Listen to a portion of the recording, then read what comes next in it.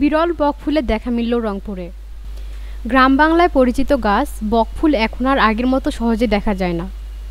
দ্রুত নগরায়ন ও পরিবেশগত পরিবর্তনের কারণে এই গাছ দিন দিন কমে যাচ্ছে। সবজি হিসেবে জনপ্রিয় এই ফুল অনেকেই ভেজে খান। মিষ্টি কুমড়ার ফুলের বড়ার মতোই এর বড়া বেশ সুস্বাদু।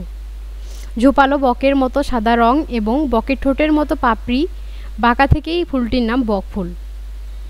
পাখির পালকের মতো সবুজ পাতার ফাঁকে যখন সাদা ফুল ফুটে ওঠে তখন সহজে চোখ সরানো যায় না। শনিবার বিকেলে রংপুর মহানগরীর বোতলাপাড়া এলাকার জাপানবাড়ি খ্যাত নিনহোতে ফুলটিসহ একটি বকফুল গাছ চোখে পড়ে। বাংলা একাডেমির সহপরিচালক ও মিঠাপুকুর পায়রা বন্দরের বেগম রোকেয়া স্মৃতিকেন্দ্রের দায়িত্বপ্রাপ্ত কর্মকর্তা কৃষিবিদ আবিদ করিম মুন্না জানান, গাছটির ইংরেজি নাম ভেজিটেবল হিউমিবার্ড আর উদ্ভিদতাত্ত্বিক নাম বুহিনা ভেরিয়েগেট। ডালপালা সরল, বাকল বাদামি রঙের, সারা বছরই ফুল দেখা যায়, তবে শীতকালে ফোটে বেশি। আকৃতিতে ফুলটা অনেকটা পলাশের মতো।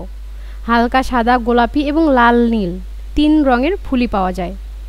বীজ থেকেই সাধারণত চারা হয়। রোপণের 1 বছরের মধ্যেই গাছে আসে ফুল। গাছ মাঝারি থেকে কিছুটা উঁচু হয়ে থাকে। ফল দেখতে সজনে ডেটার মতো হয়। লেগুমিনোসি গোত্রের অন্তর্ভুক্ত এই গাছটি স্বভাবে খুব নরম।